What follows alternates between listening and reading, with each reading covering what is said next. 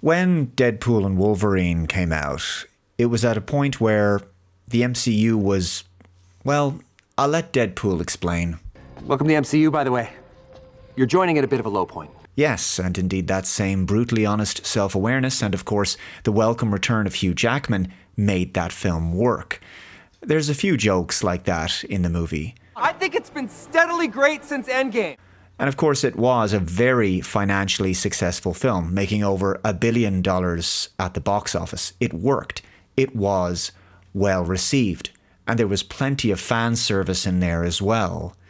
It was a rare win for Disney Marvel at a time where there was just, well, several underwhelming MCU productions.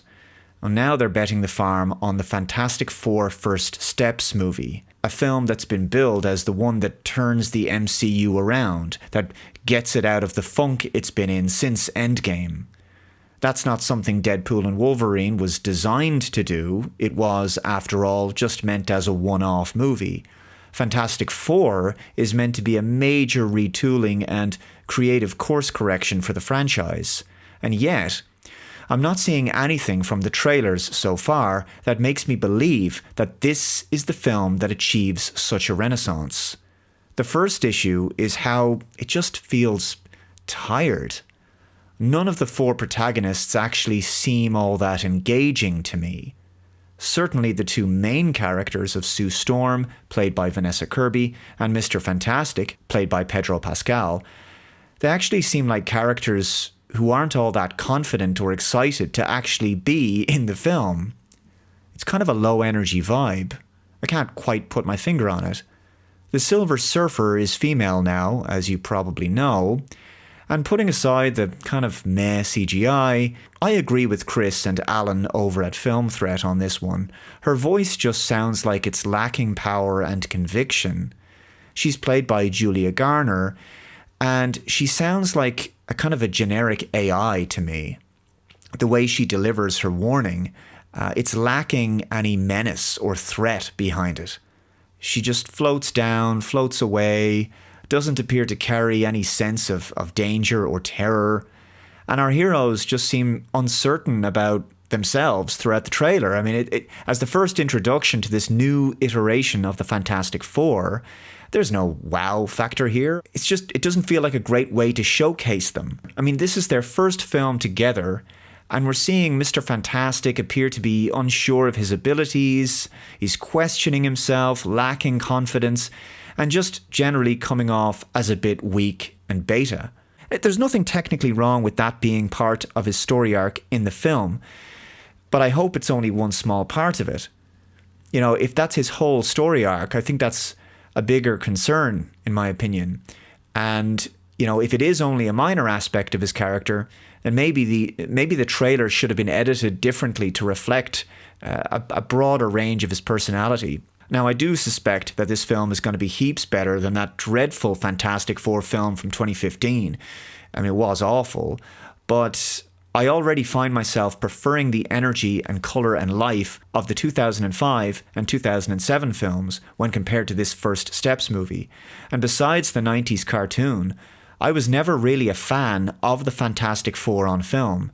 They just lack the iconic quality and gravitas of more recognisable, well-known superheroes like Spider-Man, Batman, Superman, Captain America, the X-Men characters. For me, the Fantastic Four are more sort of B-grade superheroes, more suitable to a TV show. Mind you, back in 2008, no one had heard of Iron Man, really, outside of some hardcore comic book fans and those kinds of circles. And most regular audiences, myself included, I must admit, thought that Iron Man was somehow related to the Iron Giant. But they made Iron Man a major and supremely powerful superhero, and now he's a household name. And so there's no reason why the Fantastic Four story can't be significantly improved upon, I suppose. They just need a really good movie to achieve it. I don't think, at least from these trailers, that this is going to be that film. I mean, you can only go by what you're given here, by what you're seeing from the trailers. And it's possible they're holding a lot of good stuff back. I personally don't think that's a good idea, given where the MCU is. It's probably a good idea to really give the audience the goods, you know? But for whatever reason, I'm not drawn to these characters. They just don't do it for me. They haven't been humanized enough for me in a way that the Thunderbolts have been in the marketing for that film so far. That film is coming out very soon, and yeah, it mightn't be very good. It could be rubbish. But I think these characters are people I could actually like. I mean, at least from the trailers, 3 or 4 of the characters seem to be likable and engaging. They seem to have charisma and a bit of depth. But brooding Mr. Fantastic, girl boss Sue Storm, super sensitive Johnny Storm, they're not drawing me in to the same degree. The key is that the trailers are lacking fun. And then you throw in recent remarks made by the actors in this Entertainment Weekly article. Johnny is Marvel's archetype of a hothead teenager, but what exactly that means has been open to interpretation over the years. In the 2005 and 2007 Fantastic Four movies, for instance, Chris Evans played the character as a skirt-chasing scallywag. Quinn wanted to do something different. He's a man that leads with a lot of bravado, which can be an affront sometimes, but also he's funny, Quinn says. Myself and Marvel Studios boss Kevin Feige were speaking about previous iterations of him and where we are culturally.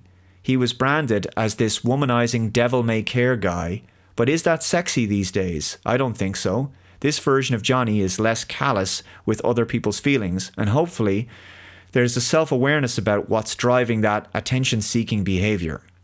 Later it says, if you played an exact 60s Sue today, everyone would think she was a bit of a doormat, Vanessa Kirby says. So figuring out how to capture the essence of what she represented to each generation, where the gender politics are different, and embody that today, was one of the greatest joys of this.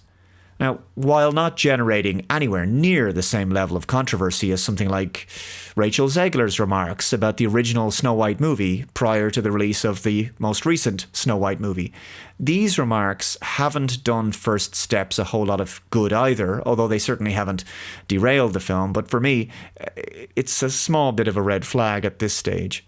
I suspect that Disney Marvel are going to be increasingly concerned that this film fails to live up to the expectations they have set for it. That's not to say the film ends up being terrible or a box office flop or something. What the film has going for it is that most MCU fans are aware that this is an important movie in the upcoming Doomsday/Secret Wars story arc leading up to the return of Robert Downey Jr. So, First Steps is likely going to do good business at the box office just for that fact alone. But the question is it going to be enough to return the franchise to glory? I feel like I'm asking a rhetorical question there, but I look forward to your comments below. If you haven't already, please subscribe to the channel, hit that like button, share the video of course. Take care, and I'll see you in the next one. Bye-bye.